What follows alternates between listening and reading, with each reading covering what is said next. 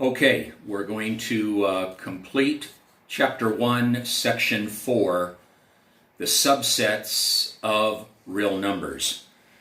Now, when we left off from the last video, we had identified the set of natural numbers, the set of whole numbers, and the set of integers using roster notation.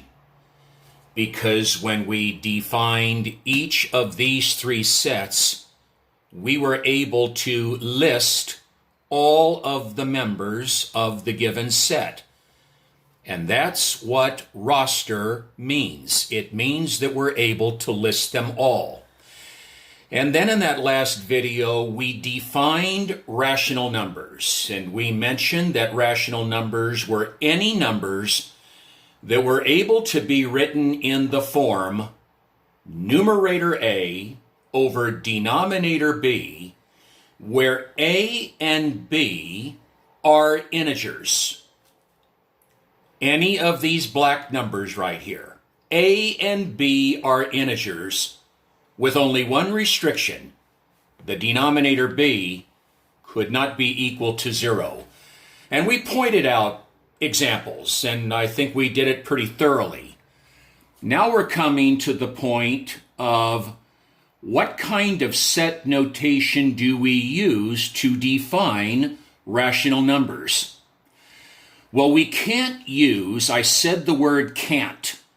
We can't use roster notation to define rational numbers because roster notation demands that we would know what the very first A over B number that would either be greater than 0 or less than 0. And we don't know what that first A over B number that would either be greater than 0 or less than 0. Now I'm going to have Kristen back up just a bit, and I'm going to focus on this student ruler just for a moment so that we can carry this meaning across. People, let's assume where I'm stroking right here on this side of the ruler, let's assume that this is 0, the origin.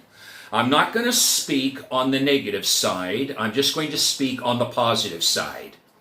This student ruler, like many of them, is a foot in length. It's out to 12 inches. And the very first marking that's on this student ruler to the right of 0, the very first little tick mark that's there is a 1/16 of an inch. Now, I believe you would agree with me on this statement. From 0 to that very first little tick mark that defines 1/16 of an inch, there is still space. And believe it or not, there's an infinite amount of space in between 0 and a 1/16 of an inch. Because there's an infinite amount of space in between 0 and a 1/16 of an inch, if we attempted to identify the first A over B number that would be greater than 0, we would have no clue. I wouldn't, and you wouldn't. So if we don't know what the first A over B number is that's greater than 0, then we wouldn't know the second, nor third, nor fourth.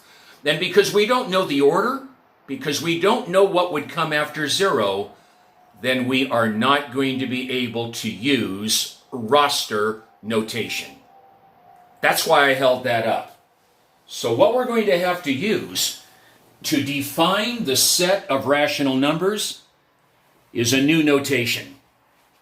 It's called Setbuilder notation. You want to make sure that you know that name, and you want to make sure that you know the characteristics of roster notation, because you would be tested on it. Setbuilder notation does this. It cannot list all the members of the set. All it can do is describe the members of the set. It is a description. Now we're going to come down here and we're going to show you what Setbuilder notation looks like when we define rational numbers. Keep in mind, we're going to be writing a description. Now, set builder notation has a unique way of expressing the definition of rational numbers using this set builder notation.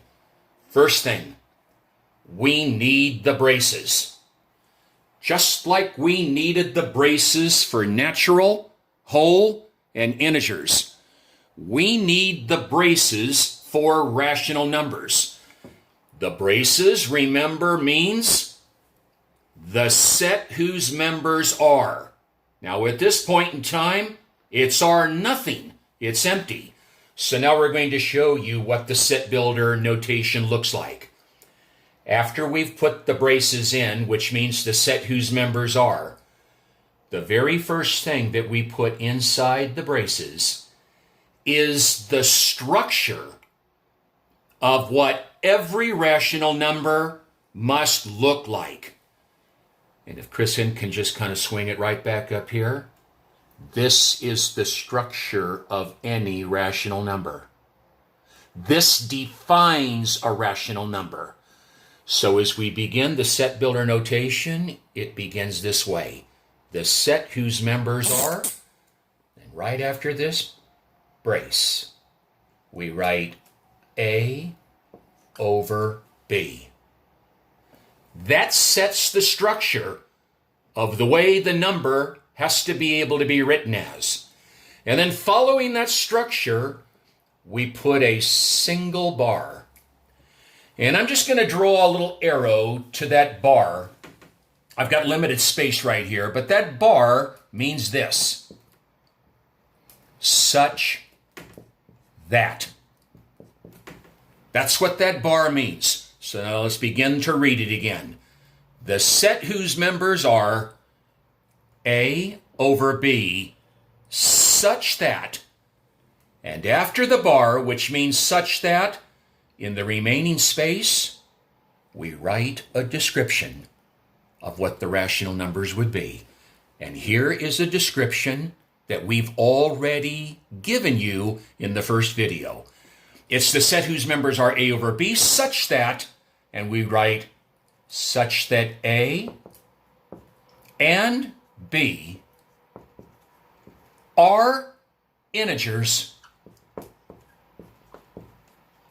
and B cannot be equal to 0. Now look at that, people. That's not roster. I didn't list them all. I couldn't. So I had to describe them. And that's set builder notation. Let me read it now fully.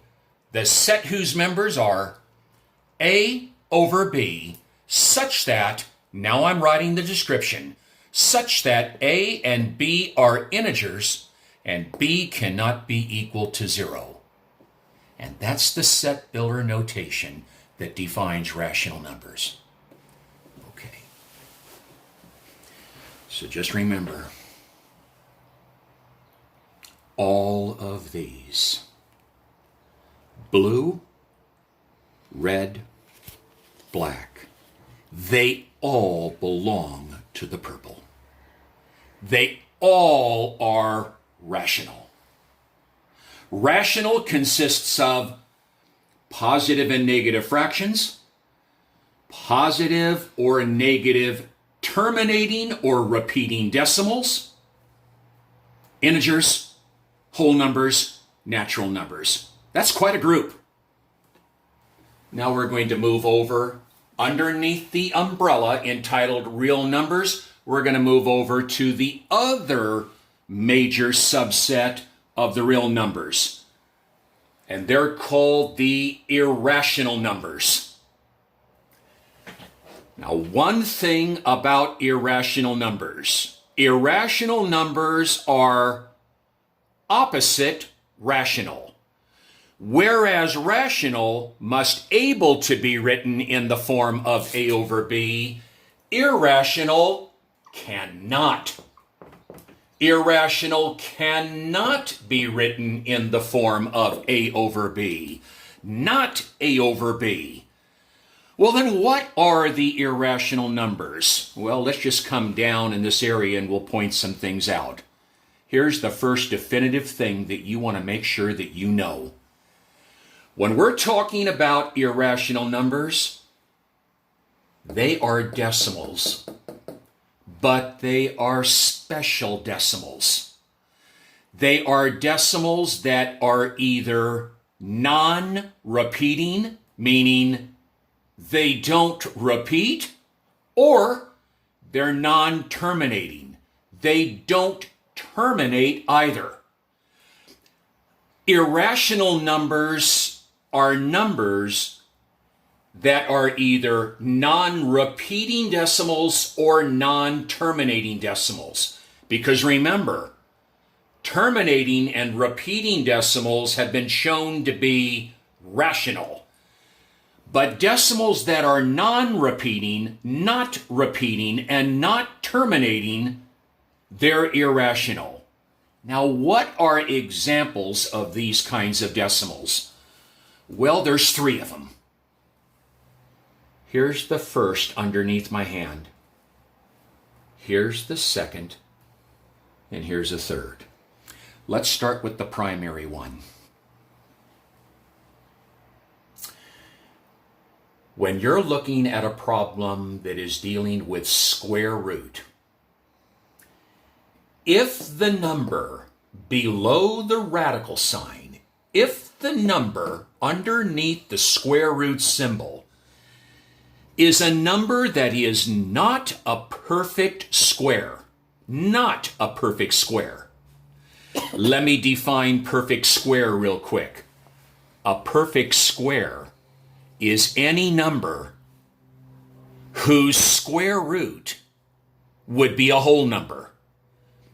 I'll put it right here and then I'm going to erase it just so that you can see what I mean by perfect square. The square root of 36 represents a rational number because the square root of 36 is 6. 6 is a rational number. 6 is an integer. 6 is a whole number. 6 is a natural number. The reason why this does not represent an irrational number, because the number underneath the square root symbol is a perfect square. Why is 36 a perfect square? Because its square root, 6, is a whole number. It's not a decimal that runs on and on and on.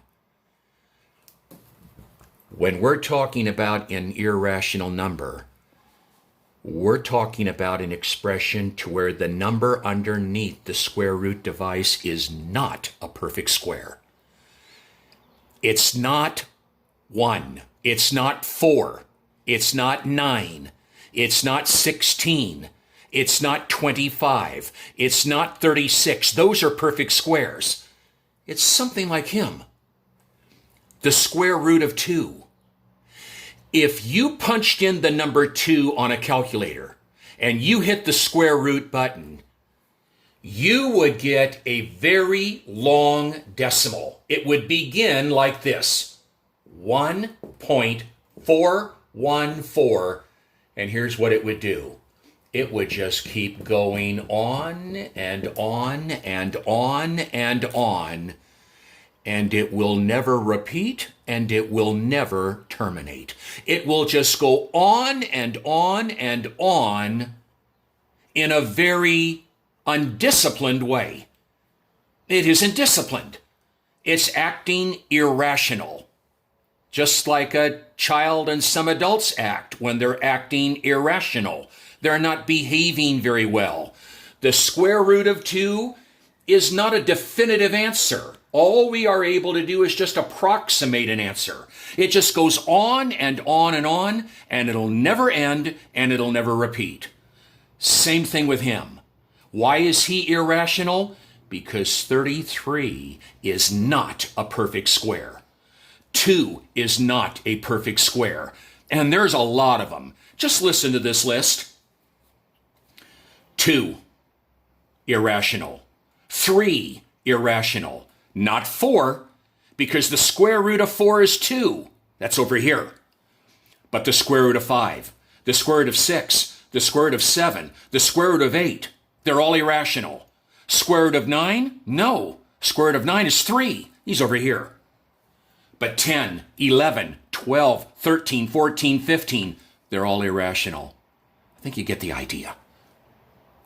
Second example, pi.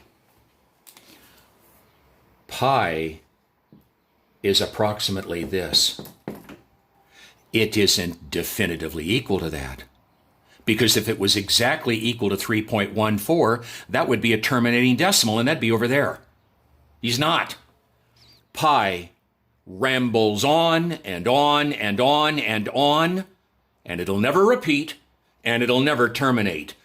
Pi here has just been rounded to the nearest 100th. Pi is an example of an irrational number. Make sure that you know that. Make sure that you know this. Know this. And then a third example is if you're just provided with a decimal that gives you an idea of, at the end of it, it shows you this epsilon symbol, where it just means the numbers just keep rattling off, and there's no repetition. It's never going to end. They just keep randomly rambling off in a very erratic way. Irrational numbers. Now, back to this. There's 0. We don't know what the first irrational number is that's greater than 0. It's going to have to be a decimal. And the decimal cannot terminate and it cannot repeat, but we don't know what that is. So if we don't know what the first one is after 0, we're certainly not going to know the others. So when we define irrational numbers, they're going to have to be defined using Setbuilder notation as well. And so we're going to define it. The irrational numbers defined using Setbuilder, the set whose members are, and then notice what we're going to write here at the beginning. We cannot write this. We cannot write that. Because as soon as you write that, you're saying that an irrational number is a number that's able to be written in that form. We just mentioned to you that it can't be written in that form. So you can't use the structure of A over B to define an irrational number. You simply do the following. You pick any one of the 26 letters of the alphabet. I'll pick X because we ordinarily do. We're going to let X be the structure of him. And that X, he's going to be either one of these, him, or him. That's what it's about. It's the set whose members are X, such that, and now we write our description. And here's one way of writing the description. It's a good way. It's the set whose members are X, such that X is a real number. Let me pause right there. Oh, you bet it is. This set is underneath the umbrella entitled Real Numbers. So X is a real number. These are real numbers. These can be placed on a number line. X is a real number, but not rational. And that's the Setbuilder definition for irrational numbers. It's the set whose members are X, such that X is a real number, but it's not him. It's not these. Well, then if it's a real number and it's not these, it must be blue. It must be irrational. And that's what it is. All right, and now we come down to the whole kit and caboodle. Now, in the first video, I gave you a layman's definition of real numbers. I said it was any number that could be represented on a number line. And that's true. But now we're going to come down here and we're going to define the set of real numbers in another way. And when we define them, we begin with the set whose members are, and then the first thing that has to be written is the structure. Now look up above it. These are the two major subsets of these. When I write my structure down for real numbers, I cannot use him. Because if I use A over B right here, I'll be leaving irrational out.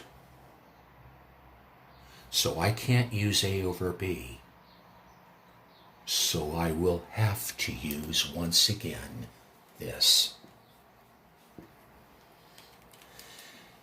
Because now this value of x can either be a number that is in the irrational area, and the x can also represent a number that's in the rational area. Because my x can be a number that is in the form of A over B. It can be a number that is in that form. So, it's the set whose members are x, such that, and then we can write this, such that x is either rational or irrational. And that would be a good description that would define the set of real numbers. So now, folks, we have covered the various subsets of the umbrella title real numbers. Now, here's what's going to be critical. We're going to evaluate you on your understanding of this real number system and everything that we have talked about up to this point. How can I evaluate you? Well, here is one way. Down here at the very bottom of this board, it says, given the set whose members are -8, 3.25, 4, 2.6, with the 6 repeating, the square root or the radical of 3, 0 over 4, the radical of 36, 9/10, -12.32816, ...